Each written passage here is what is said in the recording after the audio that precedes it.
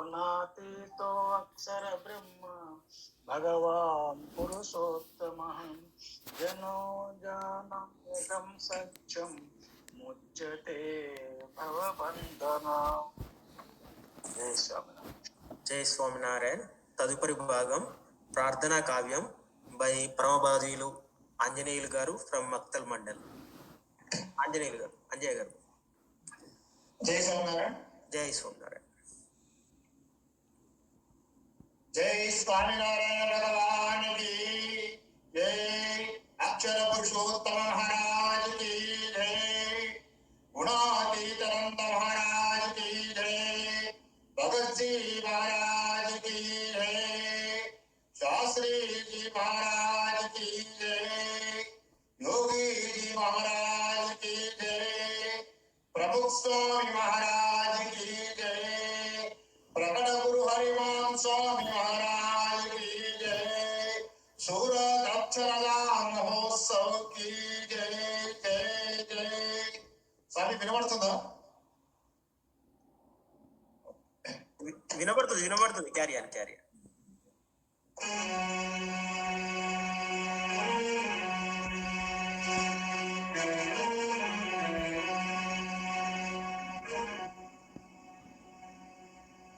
వందన కరి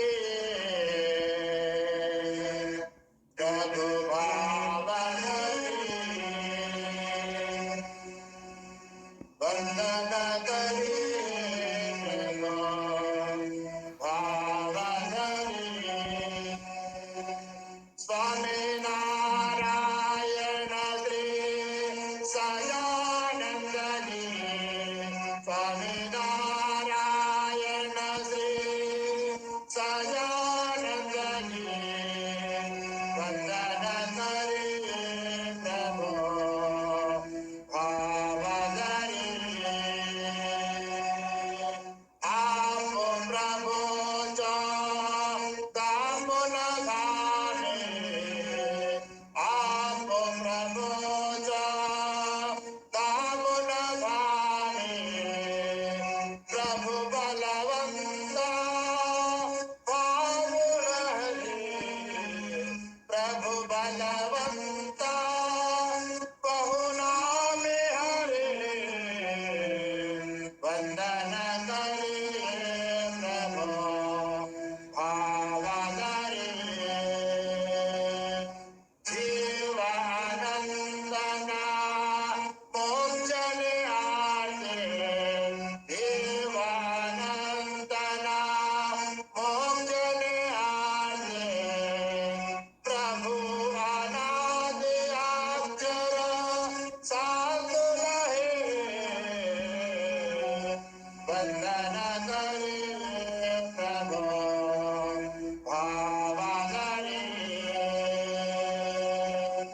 పురుషోత్తమ నారాయణ పోతే.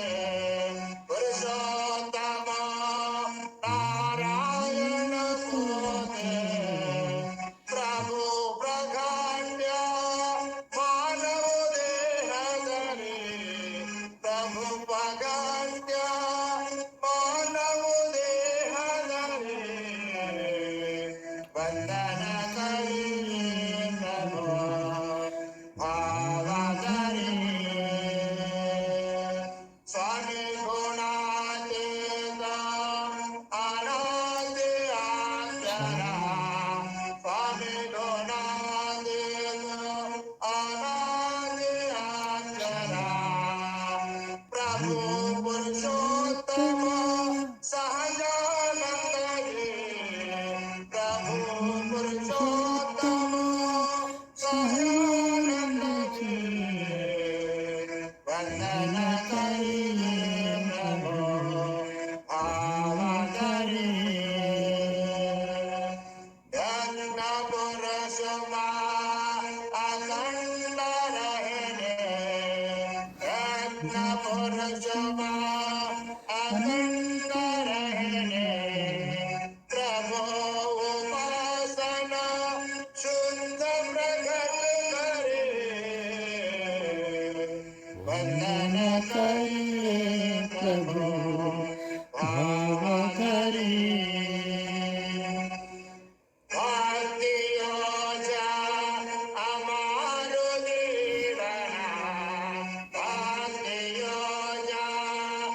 मारुजीवना प्रभु तेजोरो में तुम भरे प्रभु तेजोरो में तुम भरे वंदन करिए प्रभु भाव करिए स्वामी नारायण श्री सदानंद जी स्वामी नारायण श्री सदानंद जी वंदन करिए प्रभु भाव करिए वंदन करिए प्रभु भाव करिए जय स्वामीनारायण भगवान की जय జై స్వామినారాయణ. చాలా చాలా ధన్యవాదాలు. తర్వాతి భాగం పత్రికా సారాంశం సహజానంద సుధా బై పరమ భగవదీయులు హీరాలాలు గారు ఫ్రమ్ నెల్లూరు. పరమ భగవదీయులు హీరాలాల్ గారు.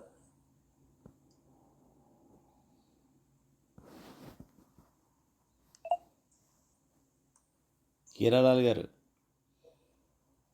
ఉన్నారు.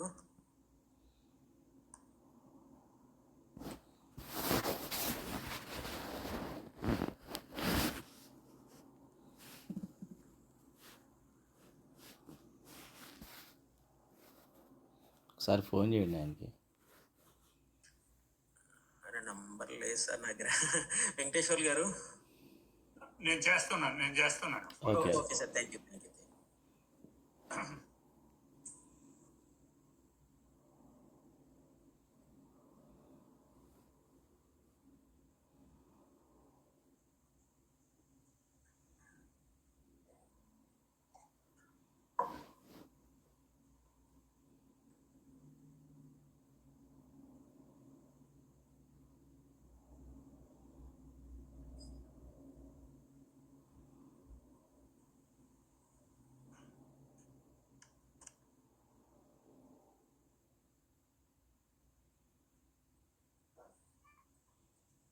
వీరలాల్ గారు వచ్చారు.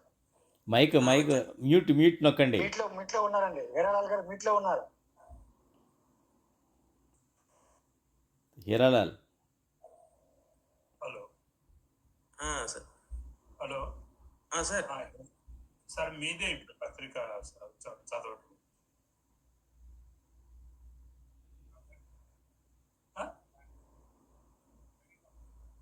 కుదరదా? సరే ఓకే. తర్వాత భాగము అదే అంటే ఆయన బయట ఉన్నారు, ఏదో జర్నీలో ఉన్నారంట. సరే ఓకే సార్. తర్వాతి భాగము ప్రవచనం 1 సత్సంగ్ దీక్ష బై పరమ భగవదీయులు పూజ్యులు లక్ష్మణ్ గారు ఫ్రమ్ హైదరాబాద్. లక్ష్మణ్ గారు. స్వామినారాయణ భగవానికి మనం ఉంటున్న ఈ బ్రహ్మాండంలో, బ్రహ్మ సృష్టించిన బ్రహ్మాండంలో ఒక ఆత్మ ప్రయాణంలో జీవుడు అనేక అనేక అనేక శరీర ధారణను చేసుకుంటూ మానవ శరీరానికి వచ్చినాక, మానవ శరీరము భగవంతునికి అతి సమీపంగా ఉండే శరీరం అన్నమాట. ఆ ఒక శరీరంలో ఈ జీవుడు నాగరికత అన్న ఒక సివిలైజేషన్ ప్రాసెస్ లో భగవంతుణ్ణి ఎలా ఆరాధించి, భగవంతునికి ఎలా ప్రసన్నం చేసి, భగవంతుని అనుగ్రహం పొంది, భగవంతుని ధామంలో స్థిర నివాసం పొందే ప్రయత్న మార్గమే మన జీవితము. అదే సనాతన ధర్మ మర్మ రహస్యం. ఆ స్పృహ కలిగేది కేవలము మానవ శరీరంలో ఉన్నప్పుడు మాత్రమే. ఆ మానవ శరీరంలో ఆ స్పృహ కలిగి ఆ భగవంతునితో మనము ముక్తిధామంలో ఉండాలి అంటే దానికి కొన్ని నియమాలు కావాలి. సనాతన అనేది అనాది, ఎటర్నల్, అంటే ఇన్ఫినైట్, దానికి ఆరంభం లేదు, అంతం లేదు. ధర్మం అంటే రూల్స్ అండ్ రెగ్యులేషన్స్, లాలో మనకి ఎలా ఉంటాయో అలా మన సనాతం అనాదిగా ప్రయాణం చేసే ఈ జీవుడు భగవంతుని దగ్గర ముక్తుడిలాగా ఉండిపోవాలి అంటే ఆ జీవితాన్ని అలా మనకి అనేక అనేక అనేక ఋషులు అనేక అనేక గురువులు తపస్సు చేసి అనేక అనేక శాస్త్రాలని మనకి అందించారు. మనకి వ్యాసుడు అనేక శాస్త్రాలను కూడా అందించాడు. అందులో వేదాలు, ఋగ్వేదం, ఆ శాస్త్రాలను కూడా మనం చూస్తే 2 రకాలు ఉంటాయి అన్నమాట. ఒకటి శృతి శాస్త్రాలు అంటారు, రెండోది స్మృతి శాస్త్రాలు అంటారు. అంటే శృతి శాస్త్రం అంటే వినేది అన్నమాట. స్మృతి శాస్త్రం అంటే మనము మనసులో మర్దన చేసుకునేది అనమాట, అంటే మనం చదివేది అనమాట. ఈ శృతి శాస్త్రాలు మనకి 4 వేదాలు. ఆ వేదాలు కూడా ఆ ఋషులు తపస్సు చేసి నైనమ శరణంలో ఆ ఋషులు ఋగ్వేదంలో ఆ పరబ్రహ్మని 10,552 శ్లోకాలుగా వర్ణించారు, అందించారు. యజుర్వేదంలో 1875 శ్లోకాలుగా రూపొందించారు. సామవేదంలో 2000, అథర్వ వేదంలో 5,987 శ్లోకాలు. మొత్తం కలుపుకుంటే దాదాపు 20,000 శ్లోకాలు ఉన్నాయి వేదాలలో దాదాపు. ఆ తరువాత స్మృతి శాస్త్రాలకి మనకు వస్తే మహాభారతంలో వ్యాస భగవానుడు 1,00,000 స్తోత్రాలలో ఆ శాస్త్ర జ్ఞానానంతా మహాభారతానంతా వర్ణించారు. 1,00,000 శ్లోకాలు.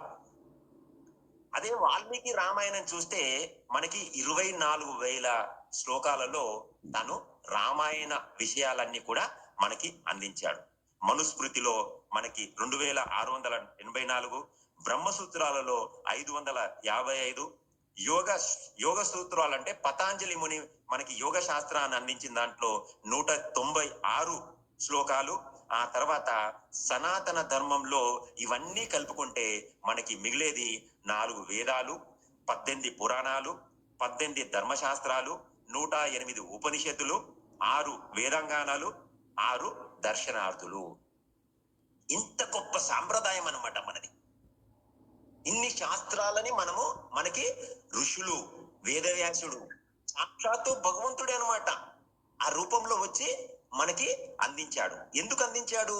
మన నాగరికత అనే ఒక జీవిత ప్రయాణంలో భగవంతుణ్ణి సంపూర్ణంగా అర్థం చేసుకొని సంపూర్ణ అవగాహన పొంది సంపూర్ణ జీవిత విధానము భగవంతునితో ఎలా జీవించాలి అన్న విధానము తెలుపనీకే ఈ శాస్త్ర జ్ఞానం అంతా మనకి అందించడం జరిగింది అన్నమాట. ఇప్పుడు కాలమానంలో ప్రస్తుతం మనముంటున్న ఈ కలియుగంలో అది సాధ్యపడుతుందా? వేదాలు 20,000 శ్లోకాలు, 1,00,000 శ్లోకాలైన మహాభారతం సంపూర్ణ మనము అధ్యయనం చేసుకునే అవకాశం ఉందా ఉరుకులు పరుగులాట జీవితంలో? అది అసాధ్యం. కాబట్టి సాక్షాత్తు పూర్ణ పురుషోత్తమ నారాయణుడు మన భూమండలానికి విచ్చేసి మనకి ఆయన ఉన్నప్పుడు, ఆయన శరీర సాకార రూపంలో మనకి సహజానంద రూపంలో ఉన్నప్పుడు మనకి ఇచ్చిన గ్రంథము సంపూర్ణ ఇప్పటి వరకు మనము ఇన్ని నంబర్స్ చెప్పిన శాస్త్ర జ్ఞానం అంతా వచనామృత గ్రంథంలో భాగంలో 274 ప్రశ్నలు, కేవలం 274 ప్రశ్నలు మనకి అందించడం అన్నమాట. ఆయనే సమాధానాలు కూడా దానికి చెప్పాడనమాట. ఆ ప్రశ్నలు కూడా ఎవరు అడిగారు? ఆయన ముందు ఉన్న పరమహంసలు. ఒక మామూలు జీవుడికి ఎలాంటి ప్రశ్న ఉత్పన్నమవుతుంది, జీవితంలో ఎలా గడుపుకోనికి, జీవిత మార్గంలో ముక్తుడయ్యే మార్గము, భగవంతుని ప్రసన్నం ఎలా చెయ్యాలి, మన జీవితం ఏంటి, ఒక అవగాహన రానికి వారే ప్రశ్నలు అడిగి భగవంతుడు స్వయం పూర్ణ పురుషోత్తమ నారాయణుడు ద్వారా సమాధానం తీసుకొని అంతా కలిపి 274 ప్రశ్న సమాధానాలు, దాంట్లో శ్లోకాలు కూడా లేవు, కేవలం మనకు అర్థమయ్యే విధంగా ప్రశ్న సమాధానంగా మనకి అద్భుతమైన వచనామృత గ్రంథాన్ని ఇచ్చారు. దాని తర్వాత శిక్షాపత్రి కూడా చాలా చాలా చిన్న గ్రంథం అన్నమాట. ఒక పాకెట్ డైరీ లాంటి గ్రంథాన్ని మనకు అందించారు. అది కూడా కష్టమని ఆలోచించి ప్రస్తుత ప్రకట గురుహరి మహాన్ స్వామి మహారాజ్ గారు ఈ జీవుడికి ఆ వచనామృతం కూడా 274 ఉన్న ప్రశ్న సమాధానాలు కూడా కష్టము అని గ్రహించి మనకున్న ప్రస్తుత ప్రకట గురువు మహాన్ స్వామి గారు ఒక అద్భుతమైన అవకాశాన్ని మనకి సనాతన ధర్మాన్ని సంపూర్ణంగా వర్ణించే మనకి సత్సంగ దీక్ష గ్రంథము 315 శ్లోకాలు మాత్రమే. శ్లోకాలు చదవడం కష్టమని చెప్పి గ్రహించి వారు దానికి అర్థాలు కూడా దాని కింద సమర్పించి ఒక అద్భుతమైన శాస్త్ర మూటని, శాస్త్ర సంపదని, శాస్త్ర వజ్రాలని మనకి ఒక గ్రంథస్థ రూపంలో మనకి ఇవ్వడం జరిగింది అనమాట. అది ఆ స్వామి కూడా ఆ గ్రంథాన్ని కేవలము 62 రోజులలోనే పూర్తి చేశారు. కేవలం 62 రోజులు మాత్రమే. సనాతన ధర్మం అనాదిగా ఉండే సనాతన ధర్మంలో ఉన్న సూక్ష్మ రహస్యాలని 315 చిన్న చిన్న శ్లోకాలు, 2 లైన్స్ ఉండే శ్లోకాలలో అతి అద్భుతంగా 62 రోజులలో వర్ణించారు. ఆ గ్రంథము మొదలుపెట్టిన రోజు విక్రమ సంవత్సరము 2076 వసంత పంచమి పవిత్ర దినము. అదే అక్షర పురుషోత్తమ దర్శన యోగ ప్రకట గురుహరి అప్పుడు శాస్త్రీజీ మహారాజు అద్భుతమైన దివ్యమైన రోజు 30 జనవరి 20 రోజు అనమాట. దాన్ని పూర్తి చేసింది సాక్షాత్తు పూర్ణ పురుషోత్తమ నారాయణుడు ఈ భూమి పైన అవతరించిన చైత్ర శుక్ల నవమి 2 ఏప్రిల్ 2020 దాదాపు 62 రోజులలోనే మనకి అద్భుతమైన సంపూర్ణ శాస్త్ర గ్రంథం, సంపూర్ణ అవగాహనకి రానికి సమస్త శాస్త్రాల సారాన్ని దాంట్లో పొందపరిచి మనకి అందించాడనమాట. ఎంత అద్భుతం చూడండి. ఇప్పుడు అంది ముందు సంస్కృతిలో రాయబడింది. ఆ తర్వాత ఆచార్య భద్రేస్వామి గారు మనకి హిందూలో అనువాదం చేయించి మనకి హిందీలో కూడా అందించడం జరిగింది. ఇప్పుడు ఆ గ్రంథము తెలుగులో కూడా లభ్యము అయింది. మన ఇంట్లో కూడా అది తెలుగులో చదువుకునే అవకాశం, తెలుగునే కాకుండా భారతదేశంలో ఉన్న వివిధ భాషలలో కూడా అది ముద్రించబడింది అన్నమాట. దాంట్లో ఒక ఫస్ట్ శ్లోకం కనుక మనం చూస్తే, స్వామి నారాయణం సాక్షాత్ అక్షర పురుషోత్తమం సర్వేభ్య పరమం శాంతిం ఆనందం సుఖమర్పయేత్. సమస్త శాస్త్ర జ్ఞానం అంతా ఫస్ట్ శ్లోకంలోనే చూపెట్టేశాడు. స్వామి నారాయణం సాక్షాత్ అక్షర పురుషోత్తమం. స్వామి నారాయణ, స్వామి అంటే గుణాతీతానంద స్వామి చెప్పినట్టు అది స్వామి అంటే అక్షర బ్రహ్మ, నారాయణ అంటే పరబ్రహ్మ. సాక్షాత్ పూర్ణ పురుషోత్తమ నారాయణ. స్వామి నారాయణం సాక్షాత్ అక్షర పురుషోత్తమం. అక్షరం అంటే అనాది, క్షరం లేనిది. పూర్ణ పురుషోత్తమ నారాయణుడు మనకి ప్రాప్తినిచ్చేది సుఖము, ఆనందము, శాంతము. అదే కదా మనకు కావాల్సింది.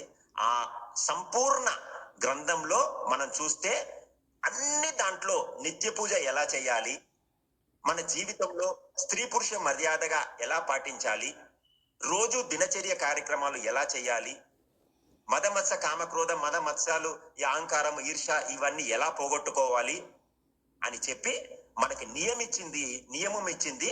రోజుకి దాంట్లో కేవలము 5 శ్లోకాలు చదివి లేదా 5 అర్థాలను చదివి మన నిత్య పూజలో సంపూర్ణంగా మనకి ఆ జీవిత విధానంలో భగవంతునితోని ముక్తుడుగా ఎలా జీవించాలి అనే ఒక పద్ధతిని చాలా ఆనందమయంగా, అద్భుతంగా మనకి ప్రసాద రూపంలో ఇవ్వడం జరిగింది.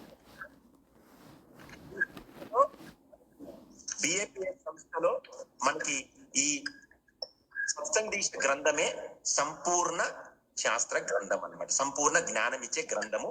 ఇవాళ మనకి సత్సంగ దీక్ష గ్రంథం గురించి ఒక 10 నిమిషాలు మనకి తెలుసుకునే మహాభాగ్యాన్ని కలిగించిన ఆ మహాస్వామి పాదపద్మం దగ్గర నమస్కారాలు తెలుపుతూ సెలవు. జై స్వామినారాయణ. జై స్వామినారాయణ. ఎంతో చక్కగా విడమర్చి మరి వేదాలు, సనాతన ధర్మము, మన వచనామృతం గురించి దీక్షా పత్రిక గురించి ఎంతో గొప్పగా చెప్పిన, వాటి యొక్క విలువ ఎంతో గొప్పగా చెప్పిన లక్ష్మణ్ గారికి ధన్యవాదములు. తర్వాతి భాగం కీర్తన బై పరమభవదీయులు ఆంజనేయులు గారు ఫ్రమ్ మక్తల్ మండల్. అంజయ్య గారు. జై స్వామినారాయణ. జై స్వామి. స్వామి వినబడుతుందా? వినబడుతుందండి, వినబడుతుంది. స్టార్ట్ చేయండి. పవిత్ర జీవనానికి ఇదైతే సాంగ్ స్వామి. Okay okay. పవిత్ర జీవనానికి నైతిక జీవనానికి నడుము బిగించిన సంస్థ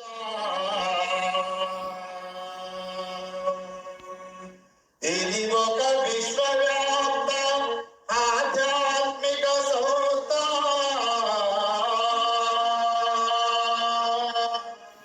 శాంతిని కోరే ఒక సమాజ హితమైన సంస్థ. జీవితానికి సత్య మార్గాన్ని చూపించే సంస్థ. శాశ్వత శాంతి వైపు సమాజాన్ని నడిపించే ఈ ధార్మిక సంస్థ. అది మన భోజనవాసి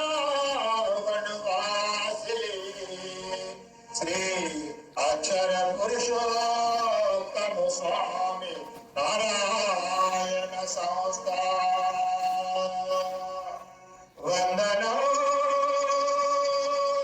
వందనం అభివందనం స్వామి నారాయణ భగవానికి ఇవే మా వందనాలు.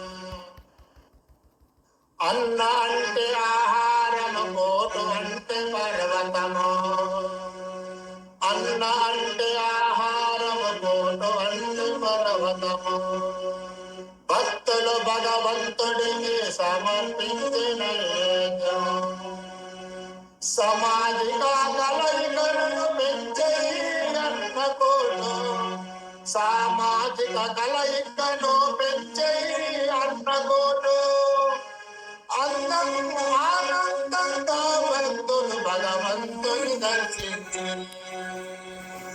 ఆనందంగా భక్తులు భగవంతుని దర్శించి స్వామి నారాయణ స్వామి నారాయణ పరబ్రహ్మ పరమేశ్వర స్వామి నారాయణ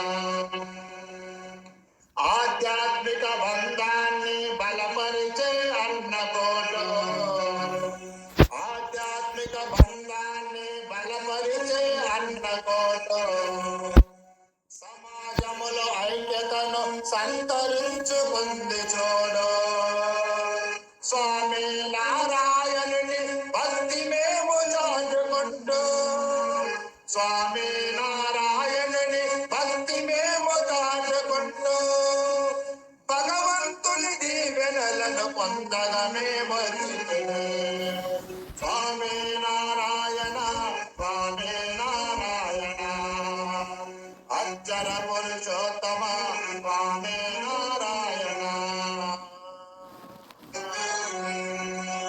సంవత్సరానికి ఒక్కసారి వచ్చే అన్నకోను సంవత్సరానికి ఒక్కసారి వచ్చే అన్నకోను అక్షరధామములో జరిగే అతి అద్భుతమైన రోజు అక్షరధామములో జరిగే అతి అద్భుతమైన రోజు ఆ భగవానుని భక్తులు సమర్పించే నైవేద్యం ఆ భగవానుని భక్తులు సమర్పించే నైవేద్యం కన్నులార చూసి మనము అనుభూతిని పొందాము స్వామి నారాయణుని ఆశీస్సులు పొందాము స్వామి నారాయణ స్వామి నారాయణ అక్షర పురుషోత్తమ స్వామి నారాయణ పరబ్రహ్మ పరమేశ్వర స్వామి నారాయణ పరబ్రహ్మ పరమేశ్వర స్వామి నారాయణ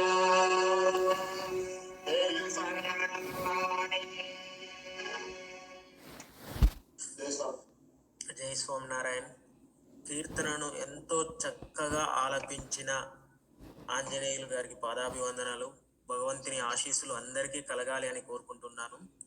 తర్వాతి భాగం ప్రవచనం 2 వచనామృతం బై పూజ్యులు పెద్దలు పరమభగవదీయులు నరసింహారావు గారు. స్వామినారాయణ సాక్షాత్ అక్షర పురుషోత్తమ సర్వేభ్యః పరమాం శాంతిం ఆనందం సమర్పయేత్. అందరికీ జై స్వామినారాయణ. ఈ సకల సృష్టిలో నరులు, వానరులు, దేవతలు, అసురులు ఎన్నో యుగాలుగా భగవంతుడికి భక్తుడికి మధ్య ఉన్నటువంటి సమాగం గురించి మనకి తెలుసు. అయితే వీరిలో ఎవరికి తరతమ భేదం లేకుండా అందరూ కూడా అందులో కొంతమంది భగవంతుని కోసం ఆరాధన చేయడం, వారు ముక్తిని సంపాదించడం కూడా జరిగింది. అయితే వీళ్ళందరూ చాలా వరకు చేసేది ఏంటంటే తీవ్రమైన ఘోరమైన తపస్సులు కూడా చేసిన అసురులు మనకు తెలుసు. హిరణ్యకశిపుడి దగ్గర నుంచి కంసుడు అంతకు తీసుకున్నట్లయితే రావణాసురుడు కానీ వీళ్ళందరూ కూడా చాలా కఠోరమైన ఘోరమైన తపస్సులు చేసి వారిని కొన్న కోరికలు వరాలు పొందారు. అదే రకంగా భగవంతుడిని ఆశ్రయించి వానరుడు సుగ్రీవుడు లాంటి వాడు అన్నదమ్ముల మధ్య ఉన్నటువంటి పర్వతాలను ఇది చేసుకొని వాటి రాజ్యాన్ని తిరిగి పొందడం కూడా మనం చూసాం. అదే రకంగా విశ్వామిత్రుడు చూసినట్లయితే విశ్వామిత్రుడు కూడా రాజర్షి అవ్వాల్సిన వాడు బ్రహ్మర్షి అవ్వడానికి చేసినటువంటి ఘోరమైన తపస్సులు కూడా మనం చూసాం. అయితే వీళ్ళందరూ కూడా రజో తమో గుణాలతో కూడినటువంటి కోరికలు వరాలు తీసుకొని వారి యొక్క ముక్తి మార్గంలో పూర్తిగా వాళ్ళు చేరలేకపోయారు. అంటే రజో తమో గుణాల్లో వచ్చేది అరిషడ్ వర్గాలు కామ క్రోధ మద లోభ మోహ మాత్సర్యాలు. ఇవి ఉన్నంతకాలం మనిషి భక్తుడుగా మారలేడు. ఒకవేళ భక్తుడిగా మారినా పరమాత్మని చేరలేడు. ఈ రెండుకి కారణం మనకు తెలుసు. ఉదాహరణకి విశ్వామిత్రుడికి వచ్చినటువంటి అదే దాని పేరు చెప్తాను. మనం జనరల్గా వాడుతూ ఉంటాం మాన ఈర్ష్య క్రోధ లాంటి గుణాలు ఉన్నట్లయితే అది భగవంతుడిని చేరలేము అని చెప్పేసేసి. అందులో మొట్టమొదటిగా చెప్పింది మాన్, అహం. ఇది ఎంత సూక్ష్మంగా ఉంటుందో, ఎంత కనబడకుండా మనలో దాక్కొని ఉంటుందో ఎవరు మనం చెప్పలేం. అందుకే అంటారు, ఇక్కడ విశ్వామిత్రుని చూసినట్లయితే ఆయనలో ఉన్నది అహం. అహం అంటే వశిష్ఠుడితో పోల్చుకుంటూ నేను అంతటి వాడినవ్వాలి. కాబట్టి దీన్నే హిందీలో మాన్ అని అంటారు. మరి ఈ అహం శూన్యత ఎవరికైతే ఉందో వారు పరమ భక్తులుగా మారారు. ఇది మనందరం కూడా సనాతన ధర్మంలో ఉన్నాం. రామాయణ భాగవత భారతాలన్నీ మనకు తెలుసు, చదివాం. కానీ మనం వాటిని ఏదో కథలాగా అన్నీ నిజంగా మన జీవితానికి వాళ్ళు కూడా మనలాగే పుట్టారు, బతికారు, వాళ్ళు జీవించారు, పోయారు. కానీ వాళ్ళు పుట్టి పోవడం మధ్యలో వాళ్ళు చేసిన కనుక ఏం చేశారు, భగవంతుడు ఏ రకంగా పొందారన్నమాట మనం కాపీ కొట్టాం. అయితే ఇక్కడ మనం గమనించాల్సింది ఏంటంటే, ఒక హనుమంతుడిని తీసుకోండి. హనుమంతుడు మరి వానరుడు. అక్కడ వాలి సుగ్రీవులు కొట్టుకొని వాడు రాజ్యం కోసం భార్య కోసం కొట్టుకున్న సమయంలో మరి ఆయన తన దాసుడిగా ఉంటూ శ్రీరామప్రభు దాసుగా ఉంటూ సుగ్రీవుడికి రాజ్యం ఇప్పించడం కోసం ట్రై చేశాడు. కానీ ఆయన రాజ్యం తీసుకుంటానని కానీ అట్లాంటివి ఏమీ చేయలేదు. ఆయన కావాల్సిన రామభక్తి మాత్రమే. అలాగే విదురుడు తీసుకోండి, విభీషణుడు తీసుకోండి. వీళ్ళందరూ కూడా మరి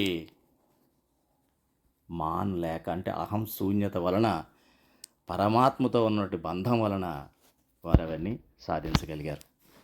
అయితే ఈ అహం అన్నది ఎంత భయంకరమైనదో మనకి చాలా రూపాల్లో కనిపిస్తుంది. అహం దాన్ని ఇలా ఉంటుంది, దీని రూపం ఇలా ఉంటుంది, స్వభావం ఎలా ఉంటుందంటే పట్టేయచ్చు, పట్టుకొని దీన్ని తీసుకెళ్ళి ఎక్కడ పడేయచ్చు. కానీ అలా ఉండదు. ఎన్ని రూపాయలు తీసుకుంటుందంటే మనకు అర్థమయ్యేలా చెప్పాలంటే, చాలామంది మన జనరల్గా వాడుకుంటూ ఉంటాం. ఎట్లా అంటే, నేను సిగ్గు అభిమానం లేదా, పౌరుషం లేదా, ఉప్పుగారం తింటలేదా, ఈ రకంగా మాట్లాడతారు. ఈ మాటల్లో ఉన్న అహం ఏమిటి? మూర్ఖత్వం. ఇంకొంతమంది ఉంటారు ఎట్లా అంటే,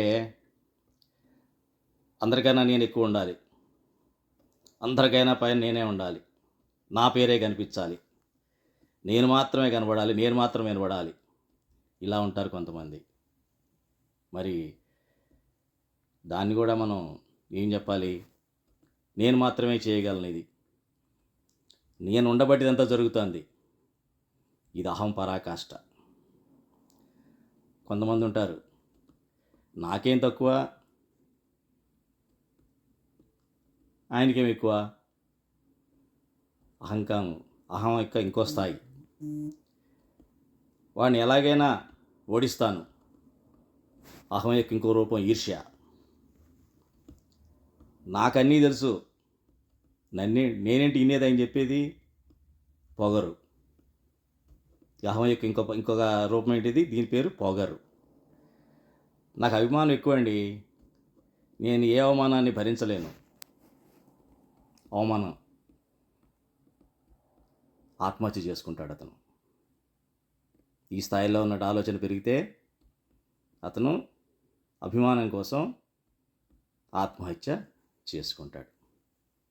సరే, చెప్పిన ఉదాహరణలను ఎందుకు చెప్పాల్సి వచ్చిందంటే, ఇవన్నీ రజో తమో గుణాల మధ్య కొట్టుకుమిట్టలాడుతున్నటువంటి జీవి తాపత్రయాల్లో ఉన్నటువంటి జీవి యొక్క పరిస్థితి.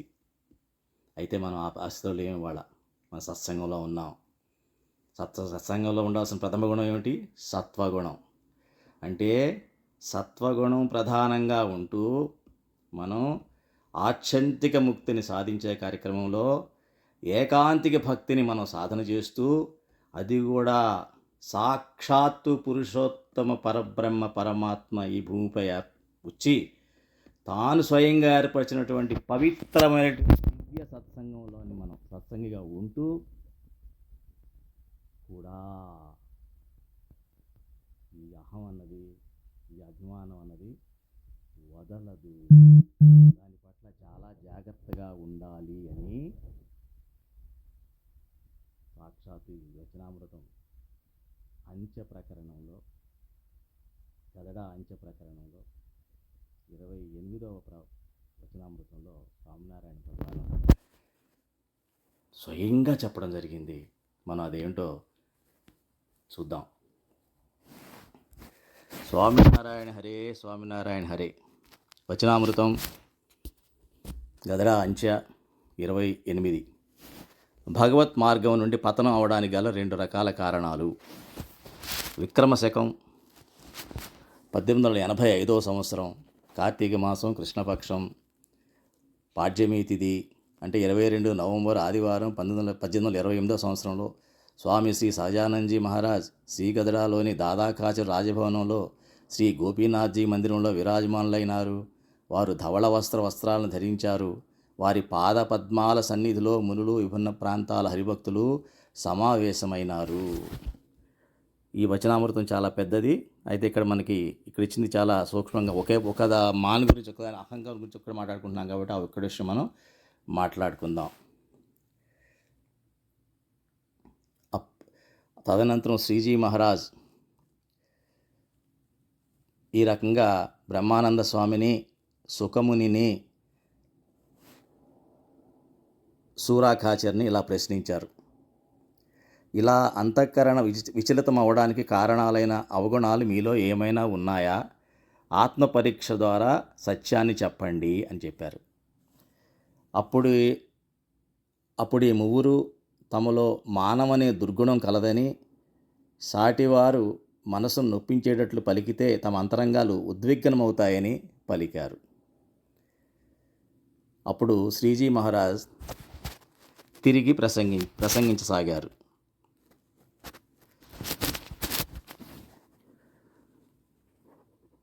జుపతయ ఏవతే నా యుయురంతమనంతతయా. ఇలాంటి మాహాత్మ్య సహిత జ్ఞానం ఉన్నట్లయితే భక్తుల అంతరంగాలలో మానం, ఈర్ష్య, క్రోధం వంటి భావనలు ఎందుకు ఉండాలి? ఇలాంటి భావాలు ఉన్నట్లయితే తమ జ్ఞానంలో ఏదో త్రుటి ఉన్నది అని గ్రహించాలి. చక్రవర్తి యొక్క దూత రాజు వద్దకు వచ్చినప్పుడు ఆ రాజు ఆ దూతను తనకన్నా బలహీనుడైనా గౌరవిస్తాడు. ఎందుకంటే అతను మహాబలశాలి అయిన చక్రవర్తి ప్రతినిధి కనుక. ఇతను అవమానిస్తే చక్రవర్తిని అవమానించినట్టేనన్న జ్ఞానం ఆ రాజులో పరిపూర్ణంగా ఉన్నది. కానీ అందువలన అలానే భగవంతుని మహా ఐశ్వర్య సంపన్నుడిగా తెలుసుకున్నప్పుడు ఆ భగవద్భక్తుడైన సద్గురువు చెంత మానం కలిగి ఉండడం విజ్ఞత కాదు, కేవలం అజ్ఞత మాత్రమే. మీ వచనాలు అక్షర సత్యాలు. భగవన్ మహాత్య సహిత జ్ఞానం కలవానికి మానం, ఈర్ష్య, క్రోధం వంటి గుణాలు ఉండవు. ఈ విధంగా బ్రహ్మానంద స్వామి పలికారు. ఇది వచనామృతం. చాలా పెద్ద వచనామృతం. ఇందులో మనకి ఈ ఒక పేరానే ఇందులో ఇవ్వడం జరిగింది కాబట్టి దాని గురించే మనం ఈరోజు తెలుసుకునే ప్రయత్నం చేద్దాం.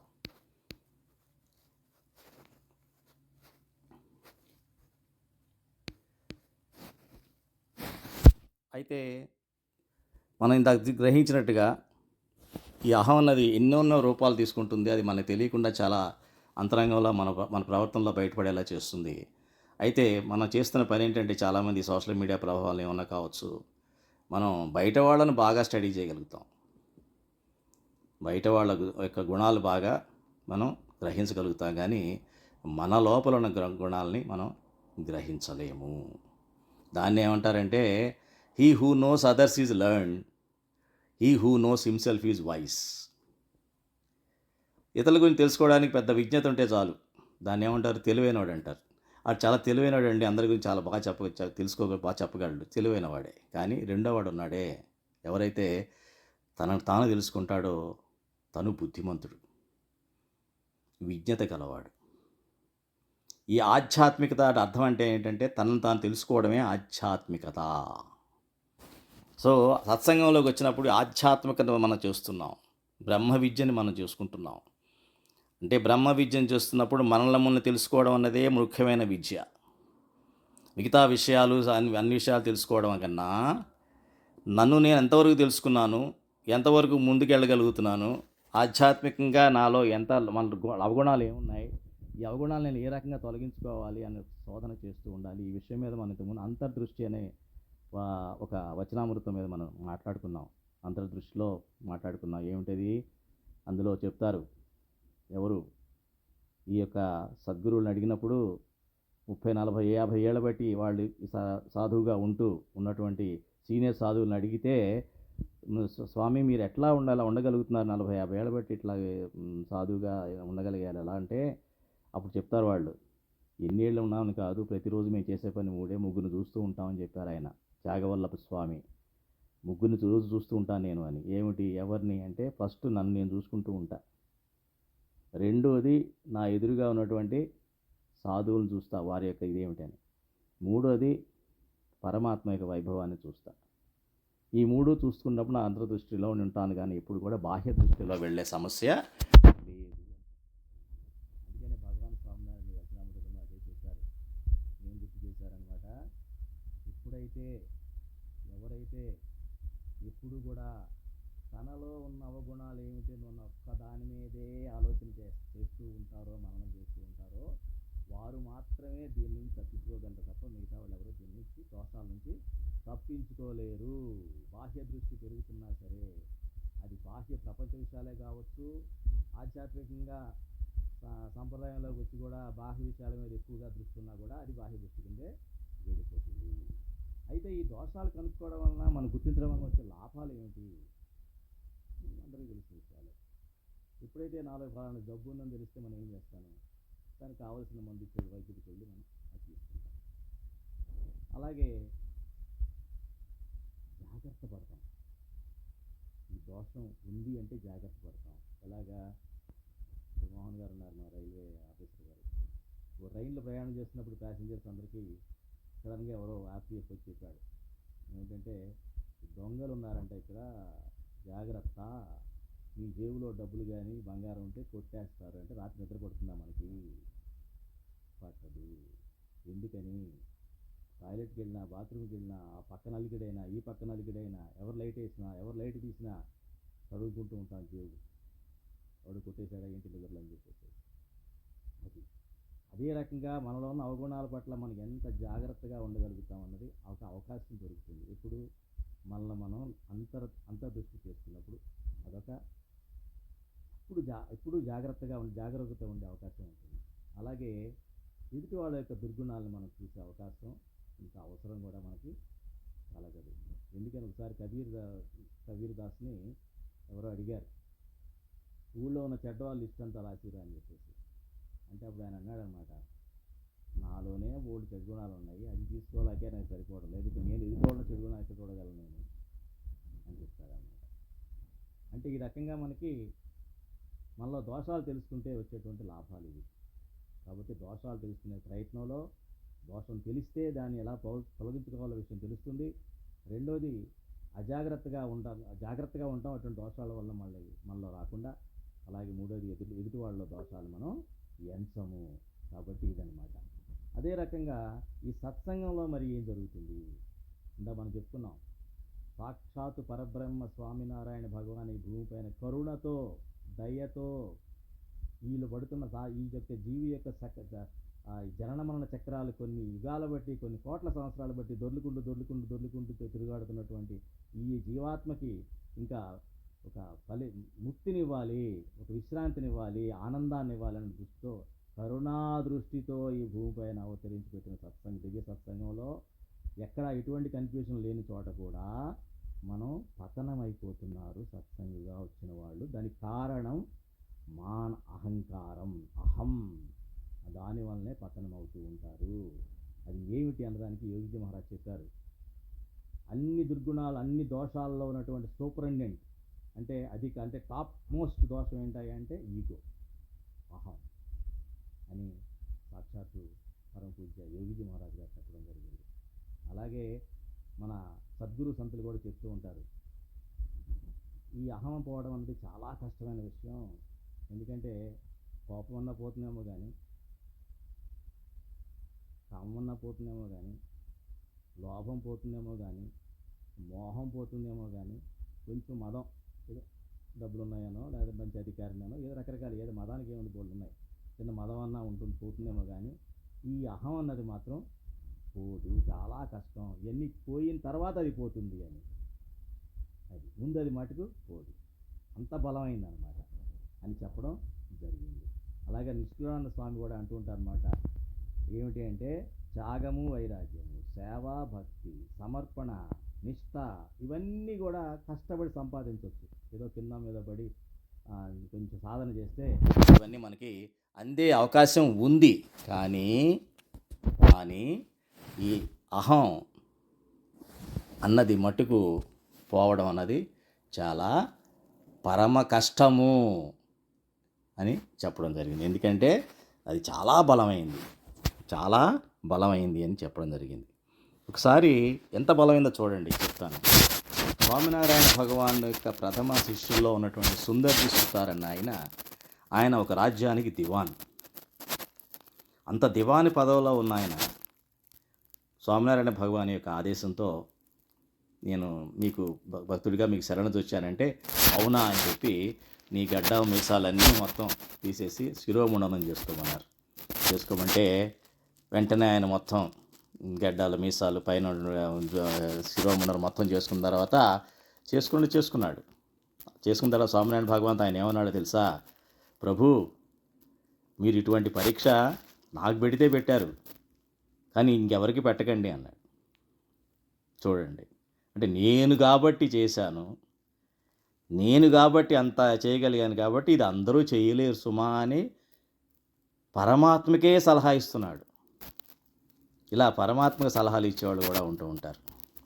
అంటే ఏంటనమాట, అంత గరిష్ఠుడైనటువంటి ఆ దివానుగా ఉంటూ తనలో ఉన్న పౌరుషానికి చిహ్నాలైనటువంటి విషయాలన్నీ కూడా తీసేయడానికి సిద్ధమైన వ్యక్తికి చిన్న అహం ఏ రూపంలో వచ్చిందో చూడండి ఇక్కడ. సో అహం అన్నది ఒక పక్క నొక్కితే బెలూను ఇంకో పక్క ఉబ్బినట్టుగా మనం అనుకుంటాం. ఈ రకంగా నేను భగవాను శరణైపోయాను, ఇంకా పర్వాలేదు, ఆయన చెప్పినట్టుగా చేసేసాను, గుండు చేయించేసుకున్నాను, మీసాలు అన్నీ తీసేసాను, కాబట్టి ఇక నేను పరమ శిష్యుడినే, పరమ భక్తుడినే, ఆయన చెప్పినట్టు చేసేస్తున్నాను అనుకుంటాం. కానీ లోపల నీలో ఉన్న అహం ఎక్కడో నేను నెంబర్ 1 భక్తుడిని అనుకునేటువంటి ప్రయత్నం జరుగుతుందేమో అన్న గుణపాఠం మనం తెలుసుకోవాలి. ఈ ప్రశ్న స్వామినారాయణ భగవాన్ స్వయంగా అడిగారు. అది గమనించండి, వచనామృతంలో స్వయంగా ఎవరిని అడిగారు? పరమహంసలైనటువంటి సుఖముని, అలాగే బ్రహ్మానంద స్వామి, అలాగే సూరాకాచార్, వీళ్ళు ముగ్గురు పరమహంసలు అన్నమాట. ఉదాహరణకి సుఖముని తీసుకున్నట్లయితే ఆయన గురించి స్వామినారాయణ భగవాను వచనామృత కళ్యాణి 3లో చెప్తారు, ఆయన మహిమ గురించి చెప్తారు. పరమాత్మ ఒక భక్తుడికి మహిమ గురించి స్వయంగా చెప్పినటువంటి మహానుభావుడు సుఖముని. అలాగే బ్రహ్మానంద స్వామి గురించి కూడా ఆయన జేతల్పూర్ 2 జేతల్పూర్ వచనామృతంలో కూడా ఆయన గురించి కూడా చెప్పారు. అలాగే సూరాకాచార్ తీసుకున్నట్లయితే ఆయన కుటుంబ పరిత్యాగం చేసి ఎప్పుడు భగవంతుడి సేవలోనే ఉంటూ కూడా ఆయనకి చాలా చక్కని సేవ చేస్తూ ఉంటే ఆయన్ని కూడా ఆయన యతి అని ఆయన పొగిడినటువంటి సందర్భం ఉన్నటువంటి మహానుభావులు వారిని ప్రశ్నిస్తే వారు ఇచ్చిన సమాధానం ఉన్నారు కదా, అవును స్వామి, అవును ప్రభు, అది మాలో అహంకారం మట్టుకు పోవడం లేదు, అది ఉంటుంది అని. అన్ని దోషాలు పోతాయేమో కానీ ఇది పోదు. ఎందుకు, ఎలా వస్తుంది అది అంటే, నాతో సాటి సాధువుల గురించి మేము కలిసిమెలిసి ఉన్నప్పుడు ఆ సాటి సాధువు ఏదన్నా నన్ను అంటే నాలో అహం వచ్చేస్తుంది అని చెప్పడం జరిగిందనమాట. అంటే ఏంటనమాట, మనం ఇటువంటి దిగ్గజాలైనటువంటి సత్పురుషుల సత్సంగంలో ఉన్నటువంటి వారికే అంత దాని యొక్క విషయం తెలిసింది, దాని ఎంత కష్టమైన విషయం అది వాళ్ళకు కూడా చెప్పడం జరిగింది. అంటే వాళ్ళలో అది ఉందని కాదు, వాళ్ళు గమనించారు. ఇందా మనం అనుకున్నాం కదా, దోషాన్ని గమనించినట్లయితే అది రాకుండా మనం జాగ్రత్త పడతాము అన్న విషయం చెప్పాం కదండి. వాళ్ళు తెలుసుకున్నారు, అదే గొప్ప. అది మనలోని అవగుణాలు మనకు తెలియవు, వాళ్ళు తెలుసుకున్నారు కాబట్టి వాళ్ళు జాగ్రత్త పడే అవకాశాలు ఉన్నాయి. అది భయంకరమైన శత్రువు. అయితే ఈ భయంకరమైన శత్రువు అయినటువంటి దీన్ని ఎందుకు వస్తుంది అంటే పోల్చుకోవడం వలన వస్తుంది, పోలిక వలన వస్తుంది, సమానం అనేటువంటి ఫీలింగ్లో వస్తుంది. ఎట్లా వస్తుంది? మీరు కార్యకరే, నేను కార్యకరే, అయితే మీ గొప్ప ఏంటి అని ఒకటి. రెండోది, నేను ఎప్పటి నుంచో హిందువుల హరిభక్తుడిగా ఉన్నాను, మీరు అప్పుడే కార్యకరి అయిపోయారు, నిన్నగా మొన్న వచ్చారుగా, ఒకటి. నాకు మర్యాద ఇవ్వట్లేదు సంప్రదాయంలో, ఇంకొకటి. ఇక్కడ ఏంటంటే అందరూ గొప్ప గొప్ప వాళ్ళు అయితే కూర్చోబెట్టి కుర్చీలు వేసి కూర్చోబెడుతున్నారండి, మనల్ని ఎవరు పట్టించుకోవట్లేదు. డబ్బులు ఇస్తే ఒకలాగా, డబ్బులు లేకపోతే ఒకలా చూస్తున్నారు. అసలు ఇవన్నీ కాదు, ఆయన భావాలు అంతే. నీలో ఉన్న అహంలో పలికే పలుకులు ఇవన్నీ ఎందుకు అంటే దీని కారణం ఏంటి? పోలిక. పోల్చుకుంటూ అనుక్షణం ఇదే నీ లోపల నువ్వు చూసుకో. ముందు ఇక్కడికి వచ్చింది, మన సత్సంగంలోకి వచ్చిన కారణం మనం కడుక్కోవడానికి వచ్చాం, ఇంకోళ్ళని చూసి వాళ్ళని అడగాలని కాదు. అంటే ఈ రకంగా మనకి తెలియకుండా మనలో అహం మనకి బయటపడుతుంది. గుణాతీత స్వామి అంటారు, ఏమంటారంటే సత్సంగంలో ఎవరిని వారు ఇంకొకరితో పోల్చుకొని చూసుకోకూడదు, ఎవరు కూడా ఇంకొకళ్ళకి పోలిక కాదు, ఎవరికి వారే అని చెప్పడం జరిగింది. అలాగే ఎలా అనుకోవడం వల్ల వచ్చిన పోల్చుకోవడం వల్ల వచ్చిన నష్టాలు ఏంటి అని కూడా చెప్పడం జరిగింది. అదేంటంటే వ్యక్తిగతంగా వాళ్ళకి నష్టం జరుగుతుంది. ఎవరైతే ఈ రకంగా ఉంటారో వాళ్ళకి వ్యక్తిగతంగా నష్టం జరుగుతుంది, వాళ్ళలో ఒక చైన్ రియాక్షన్ మొదలవుతుంది. ఎలా మొదలవుతుందంటే సత్సంగం మొదట్లో ఉండదు, కొత్తగా వచ్చిన సత్సంగీలకి ఏం ఉండవు, బాగానే ఉంటారు, కొంతకాలం బాగానే ఉంటుంది. ఆ తర్వాత మొదలవుతుంది పోలిక మొదలై ఎవరితోనో పోటీ పడడం, వాళ్ళతో వాళ్ళు పిచ్చిగా ప్రవర్తించడం, ఇక వాళ్ళని దాటాలని చెప్పి ప్రతి చోట తన ముద్రే ఉండాలని తాపత్రయపడడం, ప్రతి చోట తనే కనబడాలి, ప్రతి చోట తనే వినబడాలి, ప్రతి చోట తన గురించే మాట్లాడుకోవాలి అనేటువంటి ఒక రకమైనటువంటి ఆశ. ఇవన్నీ నెమ్మదిగా ఏం జరుగుతుందంటే సేమ్ బయట వ్యవహారాలు ఎలా జరుగుతాయో మన ఆఫీస్లో మన పేరు ఎలా ఉండాలని కోరుకుంటుంటాం, ఇక్కడ కూడా అలాగే కోరుకోవడం మొదలు పెడతాం. ఇక పెద్ద తేడా అనిపించదు. అంటే ఇది ఇంకొక లౌకిక ఆహారం అయిపోతుంది అనమాట. అలాగే దీనికి ఉదాహరణ చెప్తారు. అంటే ఈర్ష్య అన్నది ఎంత ఉంటుందో, ఈ అహం అన్నది ఎట్లా ఉంటుందో అన్నది, ఈర్ష్యా రూపంలో అహం ఏ రకంగా ఉంటుందని చెప్పడం జరిగింది అనమాట. ఇక్కడ ఈ బరాబర్ అంటే పోల్చుకోవడంలో వచ్చేది ఈర్ష్యే కదా.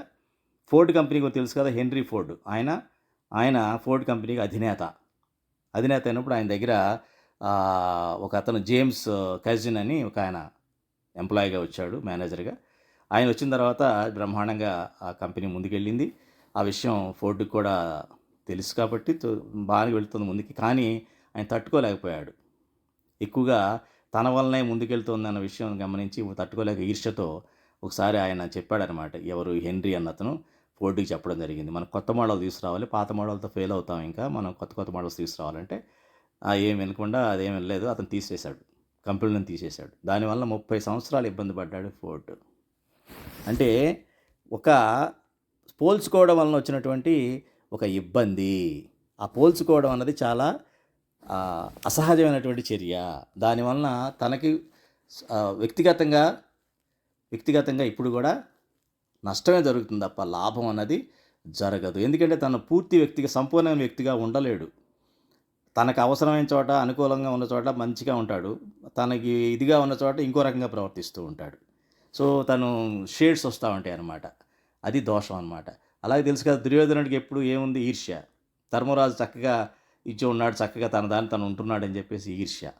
అట్లాగే రకరకాలుగా మనకు ఉన్నాయి మన యొక్క దీంట్లో. అట్లాగే మీరు మన దీనానాథ్ భట్ అని ఒక అతను ఉన్నాడు. అతను మంచి సంస్కృత పండితుడు, స్వామినారాయణ పరమాత్మ చేత ఎన్నోసార్లు ప్రశంసించబడ్డ వ్యక్తి. అతన్ని శిక్షాపత్రి రాస్తున్నప్పుడు స్వామినారాయణ భగవాను అందులో ఈ దీనానాథ్ భట్ పేరు కాకుండా మయారాం భట్ పేరు రాశాడు భగవాన్.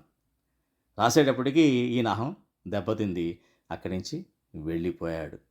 అలాగే జీవాకాచార్య గురించి కూడా మనందరికీ తెలుసు. అతను కూడా ఆ రకంగా అహం దెబ్బతిని 2000 మందిని సత్సంగులుగా చేసి కూడా అతను వెళ్ళిపోవడం జరిగింది. సరే, వ్యక్తిగతమైనటువంటి నష్టం ఎలా జరుగుతుంది, కానీ సామూహిక నష్టం కూడా చేస్తారు వీళ్ళు. వీళ్ళ వలన సామూహిక నష్టం ఏ రేంజ్కి వెళ్ళిపోతుందంటే అది కూడా ఇక్కడ ఇప్పుడు చెప్పడం జరిగింది. ఎందుకని సామూహిక నష్టం జరుగుతుందంటే ఐకమత్యం ఉండదు.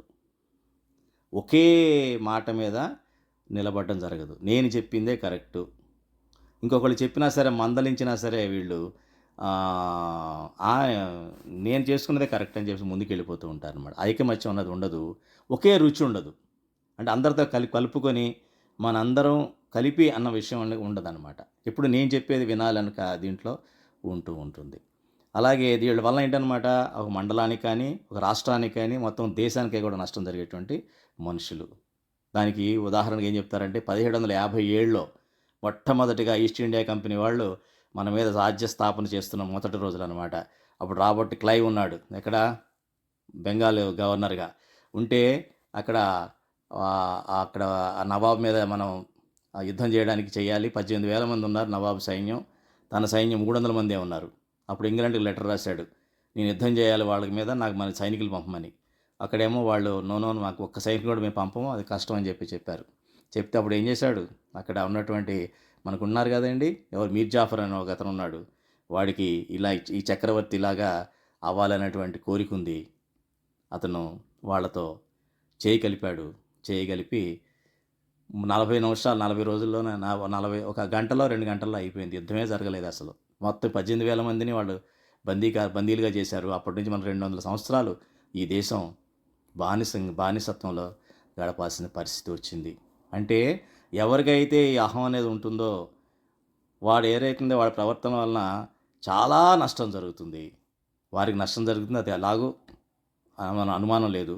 కాకపోతే వారి వలన మొత్తం వ్యవస్థకే నష్టం జరిగే అవకాశం ఉంటుంది. భగవాన్ స్వామినారాయణ వచనామృతి గదడ మధ్య 22వ వచనామృతంలో అదే చెప్తారనమాట. ఎందుకు వస్తుందంటే ప్రతిస్పర్ధ, పోటీ. ఓ ఆయనేనా, నేను చేయలేనా, నేను చేస్తాను, ఆయనకన్నా నాకు ఎక్కువ పేరు రావాలి. ఈ రకమైనటువంటి ఆలోచన ప్రతిస్పర్ధ పెట్టుకున్నట్లయితే ఎవరితోనూ మీరు ప్రతిస్పర్ధ పెట్టుకోవడానికి వీల్లేదు. పెట్టుకున్నట్లయితే దాని ఎప్పుడు కూడా ఈ యొక్క అహం అనే గుణం బయటకు ఏదో రూపంలో బయటకు వచ్చేస్తుందని చెప్పడం జరిగింది. అలాగే మరి ఇలాగా ఈ ప్రతిస్పర్ధ లేకుండా ఇలాంటి ఏం లేకుండా మరి ఎట్లాగే చేయాలి, దానికి తరుణోపాయం ఏంటి అంటే దాసానుదాస్. అది మహాస్వామి మహారాజు గారు ఇప్పుడు చెప్తారు, దాసానుదాసుగా ఉండగలగాలి. అంటే మరి ఎట్లా ఉండాలి, దాసుడిగా ఉండడానికి టెక్నిక్ ఏమైనా ఉందా అంటే ఉంది. ఆ టెక్నిక్ చెప్పుకొని ఇక్కడ ముగించేద్దాం. అదేంటంటే సంబంధం యొక్క మహిమ. మనకు ఎవరితో సంబంధం ఉంది, భగవాన్ స్వామినారాయణ ఒక విషయం చెప్తారు. అదే చెప్పారు వచనామృతంలో. ఏం చెప్పారు, ఒక చక్రవర్తి ఒక దూతని, చక్రవర్తి అంటే రాజాది కదా, ఆయన కింద ఎంతోమంది రాజులు ఉంటారు, కొన్ని 100 మంది 1000 మంది రాజులు ఉంటారు. అటువంటి వాడిని చక్రవర్తి అంటారు. ఆ చక్రవర్తి కింద ఉన్న ఒక రాజు దగ్గరికి చక్రవర్తి గారి దూతగా ఒక వ్యక్తిని, మామూలు వ్యక్తిని పంపించడం జరిగింది. అప్పుడు ఆ రాజు, ఏ రాజు దగ్గరికి అయితే ఆ దూత వెళ్ళాడో ఆ రాజు ఆ దూతని చక్రవర్తిలాగే గౌరవిస్తాడా, తక్కువగా చూస్తాడా? చక్రవర్తిలానే గౌరవిస్తాడు. ఎందుకంటే ఈ చక్రవర్తి దూత, అతను తనకన్నా పెద్దగా ఉన్నటువంటి మహిమ కలిగినటువంటి వ్యక్తి దగ్గర ఉన్న దూత, అతనికి నేను గౌరవం ఇవ్వాలి అనుకుంటాడనమాట. కాబట్టి అలాగా ఆ మహిమ మనం తెలుసుకున్నట్లయితే, అటువంటి మహిమలో మనం ఉన్నట్లయితే తప్ప మనకి అటువంటి సంబంధం ఏర్పరచుకోవాలి అని భగవాన్ స్వామినారాయణ మనకి చెప్పారనమాట. ఒకసారి అదే విషయం చెప్తూ భగవాన్ స్వామినారాయణ చెప్తారు, మన సత్సంగంలో వచ్చిన ప్రతి వాళ్ళు మహిమాన్వితులు అని గ్రహించాలి. ప్రతి వాళ్ళు మహిమాన్వితులే అన్న విషయాన్ని గ్రహిస్తూ పరమాత్మే ఆ మహిమని చాటి చెప్పడం కాదు, ఆయన కూడా దాన్ని ఫాలో అయ్యారు. ఏ రకంగా అంటే ఒకసారి వర్తాళ మందిరంలో స్వామినారాయణ భగవాను అక్కడ ఉన్నటువంటి మందిర మెట్ల మీద కూర్చొని హరిభక్తులను 10 మంది సాధువులతో మాట్లాడుతూ ఉండగా, ఆయన సేవక సాధువులు ఉంటారు కదా, వాళ్ళంతా పరిగెట్టుకొచ్చి భగవాన్ మెట్ల మీద కూర్చున్నారని చెప్పి ఆయన కూర్చోడానికి ఆసనం తీసుకొస్తే స్వామినారాయణ భగవాన్ ఒకటే అన్నారు, ఈ నా భక్తులందరూ ఇటువంటి ఎంత మహిమ గలటువంటి భక్తులు సాధువులు అంతా వెళుతున్నటువంటి మెట్ల యొక్క ధూళి నాకు తగిలితే అంతకన్నా భాగ్యం ఏముందని చెప్పేసి. చూడండి, ఒక పరమాత్మ భక్తుడి యొక్క సత్సంగి భక్తుడి యొక్క మహిమని చెప్తున్నారు. మరి మనం ఎటువంటి మహిమతో చూడాలి? పోల్చుకొని ప్రతిస్పర్ధ పెట్టుకొని పోటాపోటీగా చేసేది ఏది కూడా చేయడానికి దానివల్ల మాన్ను ఈర్ష్య తప్ప ఇంకోటి ఏమీ రావు. అలాగే యోగీజీ మహారాజు ప్రతిరోజు కూడా అక్షర డైరీలో ఉన్నటువంటి ధూళిని అది తీసుకొని తలకు రాసుకుంటూ ఉంటారు. భక్తుల యొక్క నడిచినటువంటి ధూళిని చూడండి. అట్లాంటి సత్సంగం ఉన్నటువంటిది అనమాట. అంటే ఏంటనమాట, ఒకసారి స్వామినారాయణ భగవాన్ చరిత్రలో చెప్తారు మూల్జీ బ్రహ్మచారికి, నువ్వు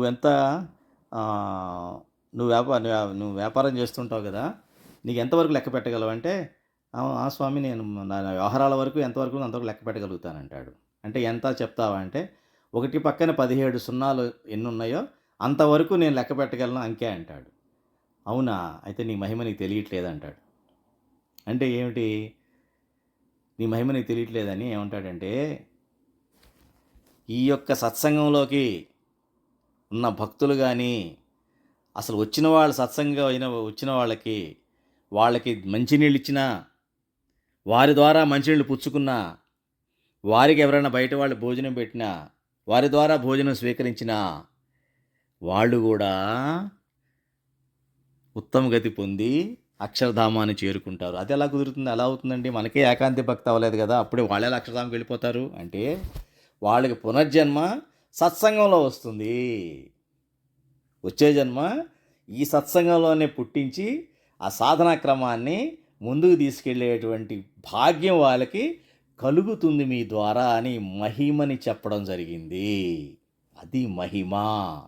కాబట్టి ఈ సత్సంగంలో ఉన్నవాళ్ళు చిన్న పెద్ద లేదు, గొప్ప భేద లేదు, చిన్న వయసు తారతమ్యం లేదు, స్త్రీ పురుష భేదం లేదు, కేవలం సత్సంగంగా ఉండి ఏకాంతిక భక్తిని ఆత్యంతిక ముక్తిని పుంజుకుంటూ సంబంధ బాంధవ్యాల్ని భగవంతుడి యొక్క సత్పురుష సంతు మహాన్ స్వామి మహారాజు వారితోనూ మనం ఉన్నటువంటి సంబంధ బాంధవ్యాలు బట్టి వారి మహిమతో మనం ఉన్నట్లయితే మనకి అంటే ఏంటన్నమాట, చక్రవర్తి ఎవరిక్కడ? భగవాన్ స్వామినారాయణ. ఆయన మొత్తానికి సృష్టికి అధిపతి. ఆయన ఆశ్రయంలోకి వచ్చిన వాళ్ళం మనం. అంటే ఏంటి, ఆయన దూత ఎవరు?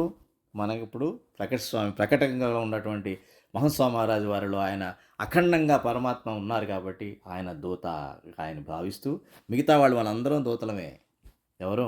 అందరు సత్సంగీలందరూ కూడా ఆయన యొక్క దూతల్లో, చిన్న దూతలు పెద్ద దూతలు, అట్లా మనం కూడా మహాస్వామి మహారాజు వారి దూతలం. సో మన సమక్షంలోకి మన యొక్క సాంగత్యంలోకి ఎవరు వచ్చినా కూడా వాళ్ళు కూడా ధన్యులవుతారు. అంత మహిమాన్విత మనం గమనిస్తే మనకి అప్పుడు మనలో ఈర్ష్య అన్నది రాదు. ఎప్పుడు కూడా ఎదుటి వాళ్ళకి మనం ఏదైనా ఇద్దామనే ప్రయత్నిస్తాం తప్ప మనం వాళ్ళని వేరే రకంగా మనం చూసే అవకాశం మనకి రాదు అని ఈ విషయాన్ని మనం గ్రహిస్తూ మహాస్వామి మహారాజుని ఒకసారి ఇక్కడ ముగిద్దాం. మహాస్వామి మహారాజుని ఒకసారి ఆఫ్రికాలో వారు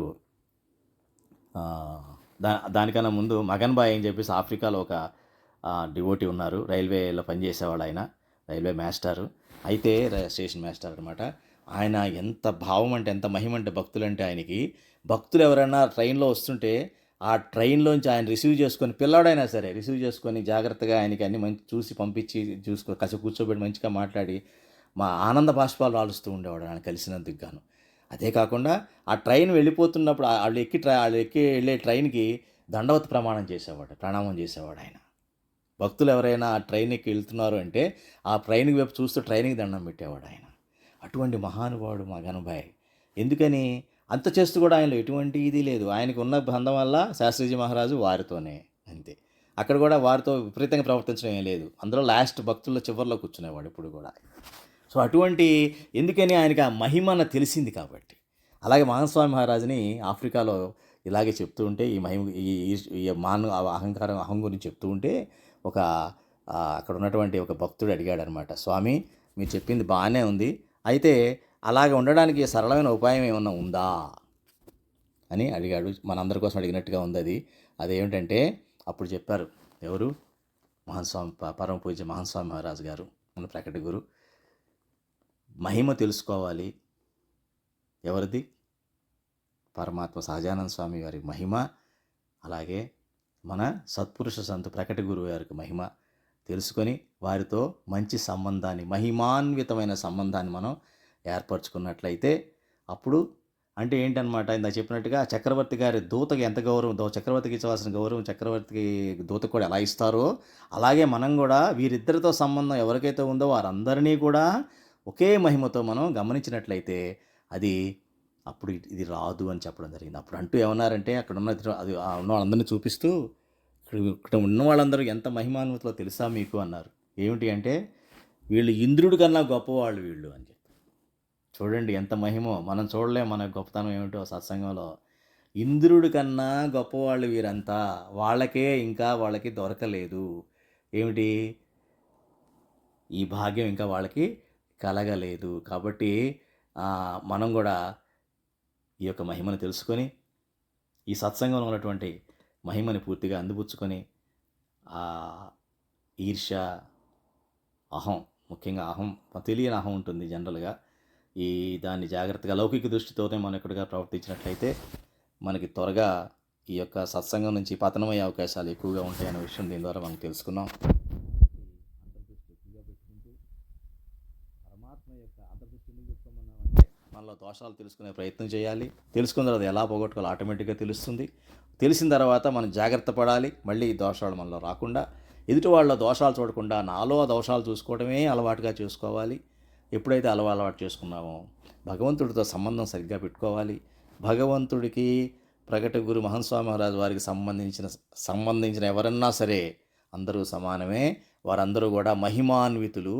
ఎవరో ఎప్పుడో పుణ్యం చేసుకుంటే తప్ప, స్వామినారాయణ భగవాన్ చెప్పినట్టుగా మీ సమక్షంలోకి వచ్చిన ఎవరన్నా సరే, మీ దృష్టి పడిన ఎవరన్నా సరే, వాళ్ళు కూడా కళ్యాణం జరుగుతుంది, ఆత్మ కళ్యాణం. ఎలాగా అంటే పునర్జన్మ, మళ్ళీ వాళ్ళు సత్సంగంలో పుడతారు. ఇప్పుడు బయట పుట్టారు, పాపం నానా తిప్పలు పడుతున్నారు, ఈ జీవితం అయిపోతుంది. కానీ మీ యొక్క సంపర్కంలోకి వచ్చారు కాబట్టి వాళ్ళు వచ్చే జన్మలో సత్సంగంలోకి వచ్చేలా చేయడం జరుగుతుంది. వచ్చి వాళ్ళు కూడా మీ వలన ఉత్తమ గతిని పొందే అంత మహిమ మనలో ఉందని చెప్పి ప్రతి వాళ్ళని మనం గ్రహించినాడు. ఈ యొక్క మాన ఈర్ష్య క్రోధాలన్నీ కూడా మనం దూరం అవ్వాలని ఆ భగవాన్ స్వామినారాయణ మన ప్రకట గురు మహాస్వామి మహారాజ్ వారి పాదాలు ఉండాలని ప్రార్థన చేస్తూ ఇటువంటి అవకాశం ఇచ్చినందుకు అందరికీ జై స్వామినారాయణ. జై స్వామినారాయణ. అహంకారం, ఈర్ష్య వల్ల కలిగే నష్టాలు మరియు వాటి వల్ల మనం ఎలా పతనం అవుతున్నామో వాటి గురించి ఎంతో చక్కగా వివరించిన పరమబోధీలు నరసింహరావు గారికి పాదాభివందనాలు, ధన్యవాదములు. అందరం కూడా అహంకారము, ఈర్ష్య అన్నీ వదిలేసి సేవా భక్తితో కలిగి ఉండాలని కోరుకుంటున్నాను. తదుపరిది Aarti. I will share the video.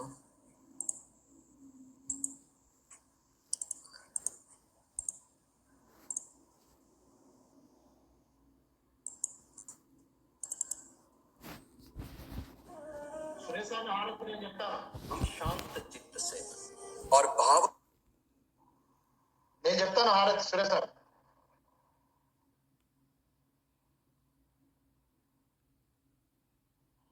Swamy